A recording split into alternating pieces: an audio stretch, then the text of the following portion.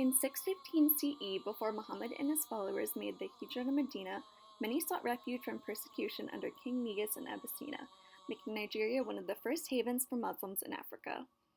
However, Islam in Nigeria became most popular in the 7th century Kanem-Bornu Empire that made up parts of Nigeria, Chad, and Niger. This portion of Nigeria was the only one to hold an Islamic identity until the 19th century.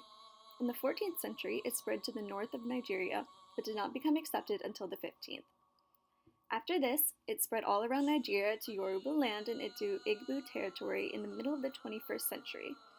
Much of this integration was done peacefully, coming about from mercantilism with Persia and having Muslim and non-Muslim rulers coexist and interchange easily. The Hausa Kingdom, existing between the Niger River and Chad, accepted Islam into its culture, but kept many of its traditional practices. This syncretism of Islam and Hausa-land culture led to an Islamic revivalist movement led by Sheikh Uthman B. Muhammad Fudi. Also known as Shehu, he led this jihad in the 19th century with a goal of creating a pristine practice of Islam and overthrowing non-Muslim government systems in the Hausa Kingdom and nearby lands. His success united northern Nigeria in many aspects, including Arabic literacy, strength against colonialism and missionaries, and cooperation and trust among people of different ethnicities. This unitedness was reinforced with the British colonialism, as labeled the North as the Protectorate of Northern Nigeria. Once the North and the South came under the rule of Governor Frederick Lugard, the North still managed to maintain a separate identity from Southern Christian and pagans with their education, legal institutions, and religious practices. However, northern Nigeria was under indirect rule of the British, who exploited Islam through its colonial appropriation, which was used to control Muslims until their independence in 1960. The legal expression of Islamic law is the Sharia, which literally translates to the way to the watering place. Legal expression of Islam is described as a way of life, as it not only looks over the emotional aspect of life, but it has laws governing all parts of life. Islamic law is divided into primary and secondary sources. The Quran and Hadith are primary sources. The secondary sources are most commonly known to be the Ijma, which is the consensus, and the Qiyas, otherwise known as analogy. These primary and secondary sources are considered to be the main sources of Islamic law. While followers of Islam often pledge to the primary and secondary sources, there is flexibility within the codes of law. Differences arise within the application and interpretation of various sources of law, allowing Muslims to adapt to changing conditions and circumstances. To broaden up Islamic law more, one can discuss the Sunni and Shia schools, which are further divided into schools of law. The Sunni schools have four madhabs: the Hanifi, Maliki, Shafi'i, and Hanbali. These schools differ in the ways they interpret and accept the secondary sources, the Ijma and Qiyas, as discussed before. Maliki is the predominant school of law in the North and West Africa, so therefore Nigeria as well.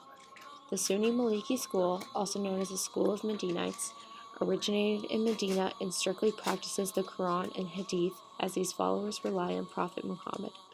The Maliki code follows customary law, which with customs imperative towards growth in society, which includes a man's approval and acceptance into society at a certain age.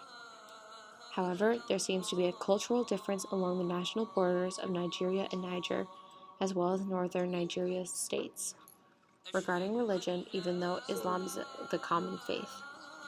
12 states in northern Nigeria declared Islamic law, Sharia, the state criminal law for all Muslims in 1999 and 2000, which redefined all boundaries of identity. Today, there is a conflict within the idea of Islamic fundamentalism, where Muslims look to embrace the extreme ends of Islam. Islam's influence has changed from traditionalism to modernism and then to fundamentalism, where it now stands facing transformation in uncertain directions. The current state of religious revivalism in Nigeria is unsettling to those that have a traditional outlook on the customary Maliki law, as Islamic law is radically different than customary law. Customary law is unwritten, but is specific towards a community or society, while Islamic law has broad, developed written contents, such as the Hadith. But this religious revivalism is empowering to others that have the modern outlook on Islam, practicing Islamic law. The principles of Sharia law, as discussed previously, are becoming more strict in the country of Nigeria. and those that don't follow become punished. These actions have been taken primarily to unite the community once again and prevent any disassemblement of Nigeria and its societies. Islamic reform is not a new phenomenon in Nigeria, but what makes both it and the response to it appear so radical today is the means that Muslim reformers use to establish their position as Muslims and to articulate and stake out their claims in this relatively new entity, the independent nation-state. The relatively new nation-state, then, and the way in which Muslims attempt to insert themselves into it, or at times extricate themselves from it, provides, it would seem, the most appropriate socio-historical framework for an understanding and explanation of Islamic reform and the response to it in contemporary Nigeria. In Nigeria itself, Muslims are in a majority in 11 of the 21 states, including the capital Lagos. The contours of modern Nigerian Islam have, until quite recently, shown a distinct break between northern Islam and Islam in the rest of the country. Elsewhere in the country, where Islam has been established, it has been more of a religion than an all-encompassing culture, and has had relatively little contact with northern Islam, though moves have been made since independence to bridge this divide.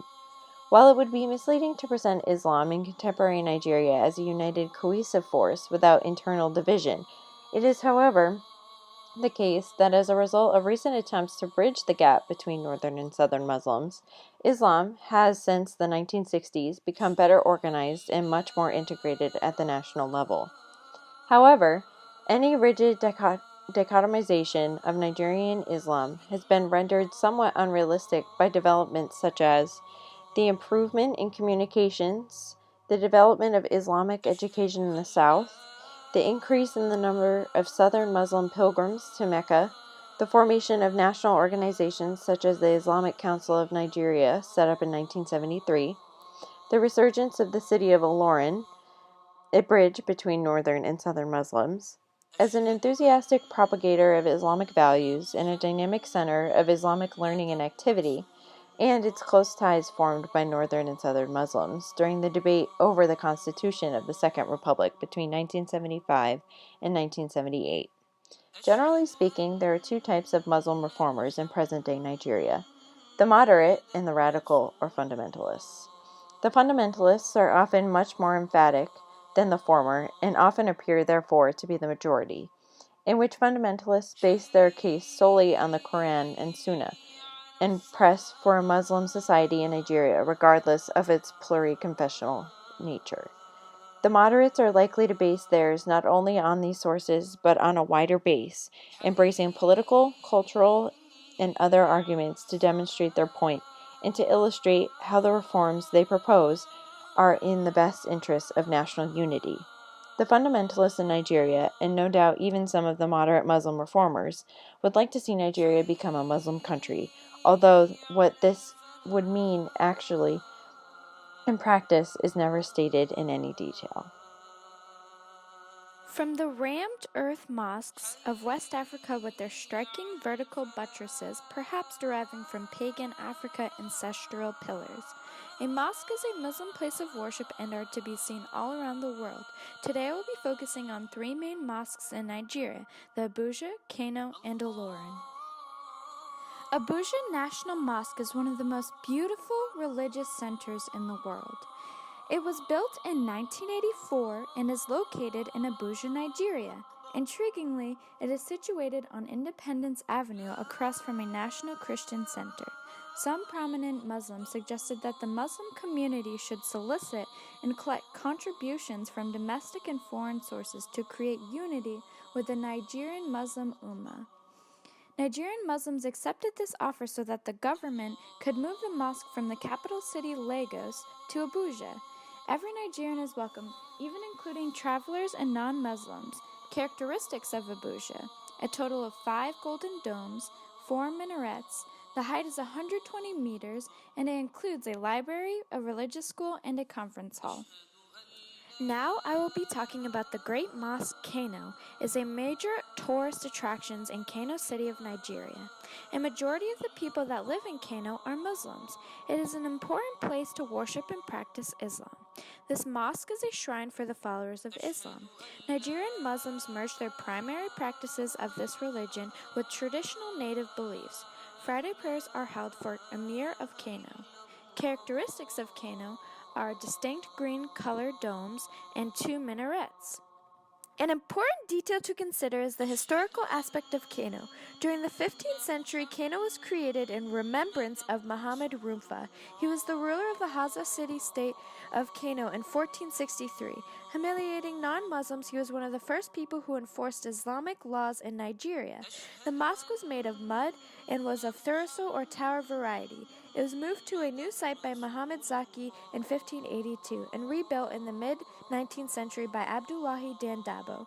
Then, in the 1950s, it was destroyed and rebuilt with British sponsorship in appreciation of the country's role in the Second World War. Last but not least, there is the Ilorin Mosque. This is known to be the center for religious prayers. It can hold 20,000 people and is known for being the second to largest mosque in Nigeria. Before being reconstructed, there was an older version that was established in 1820 under the leadership of Sheikh Imam Muhammad Munababu. Since Ilorin was unable to accommodate the growing Muslim population, it was in need of a new central mosque. In 2007, this is when the renovation began. The mosque had been in bad conditions over the year. There were cracks in the walls and floors. After being recreated, there was a car park, an Islamic library, and a well-equipped hall included. Characteristics of Ilorin was near Aja Oba area of Ilorin, several domes, and 4 distinct minarets.